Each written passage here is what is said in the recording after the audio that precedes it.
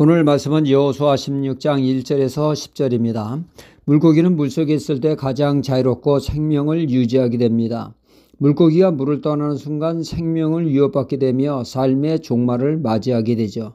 물고기가 물속에 살아야 하듯이 하나님의 백성은 어디에서 살아야 합니까? 말씀 안에 거할 때 생명이 보장되고 은혜가 넘치는 행복한 삶이 되죠. 말씀에 의거하여 순종하는 삶이, 말씀을 따라 사는 삶이 복된 삶이요 행복한 삶이 됩니다.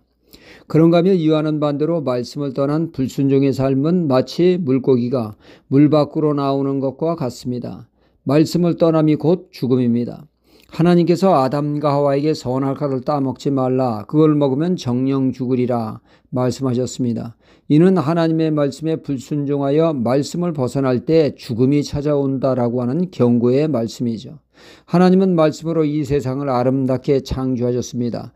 말씀대로 될 때 하나님 보시기에 아름다운 모습이 펼쳐졌듯이 우리의 인생도 말씀대로 살 때 아름답게 펼쳐지게 된다는 말씀입니다.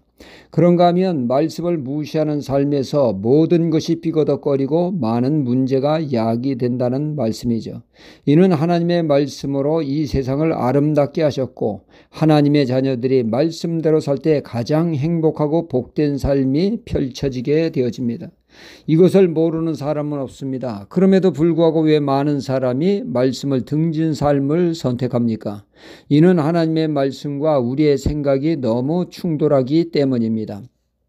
때로는 하나님의 말씀이 꽤나 시대에 뒤떨어진 말씀 같습니다. 너무 현실성이 없어 보이기까지 하죠. 우리 생각보다 한참 한 수 아래로 보이기까지 합니다. 때로는 한심하고 어이없기까지 하죠. 이런 우리의 생각과 느낌을 따라 살다 보면 반드시 말씀과 등진 삶, 말씀을 무시하는 삶으로 나아갈 수밖에 없습니다. 가령 열왕기하 5장 나아만 장군을 보면 그는 아람 나라 국방장관으로 인생의 꽃을 피우게 됩니다. 장군으로서 최고의 위치 속에 만족해할 때 그는 큰 위기에 봉착하게 되죠.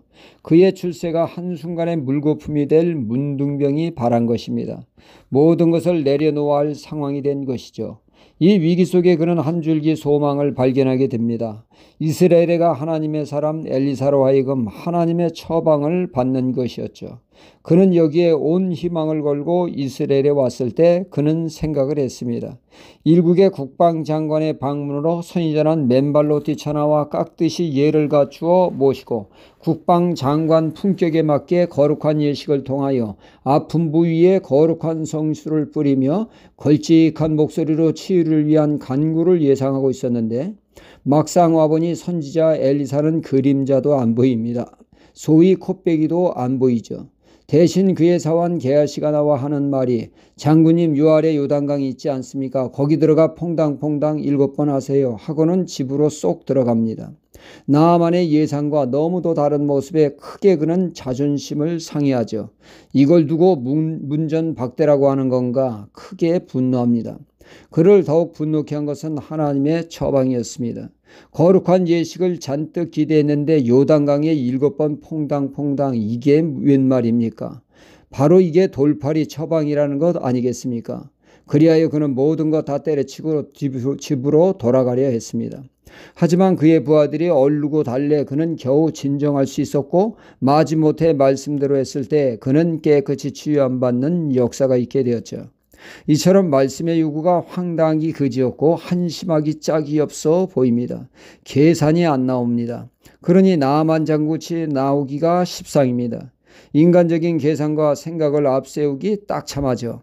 말씀의 불순종의 길로 접어들기가 딱 참하다는 얘기죠. 오늘 말씀에 그런 내용을 담고 있습니다. 이스라엘은 12지파로 이루어져 있습니다. 야곱의 12아들로 말이죠. 야곱의 아들 중에 11번째 요셉은 아버지의 사랑을 듬뿍 받았을 뿐만 아니라 기근 속에서 가족을 구원하는 구원자 노릇을 톡톡히 하게 되죠. 그리하여 요셉의 두 아들 므낫세와 에브라임은 특별한 은총을 받아 두 지파가 되게 됩니다. 두 몫을 챙기게 되죠. 특히 차남 에브라임은 하나님을 축복하셔서 더욱 크게 하셨습니다. 이 에브라임 지파가 나중에 북이스라엘의 중심 지파로 그 영향력이 막강하게 되었습니다. 이렇게 넘치는 하나님의 은혜를 덧입은 에브라임 지파가 땅을 분배받아 살면서 그들은 하나님이 멸하라고 하는 가나안 족속을 멸하지 않았다는 게 오늘의 말씀이죠. 왜냐? 아까운 생각이 듭니다. 공연히 죽여 노동력을 상실하는 것보다 그들을 종으로 부리면 삶에 큰 보탬이 될 것이라고 하는 생각 때문이었죠. 남는 장사인데 판을 뒤집을 이유가 없었죠. 그래서 그들은 겟셀 사람, 가나안 사람을 종으로 부리는 내용입니다. 이렇게 말씀을 무시하고 코앞에 보이는 이득을 따라 살다 보니 에브라임 지파는 훗날 우상 숭배자로 완전 전락되어 하나님으로부터 떨어져 나가게 되죠. 신앙은 말씀 앞에 내 생각, 내 감정을 못 박는 것입니다. 그럴 때 말씀대로 살게 되어집니다. 그럴 때 하나님의 은혜 안에 거하게 되어집니다. 할렐루야.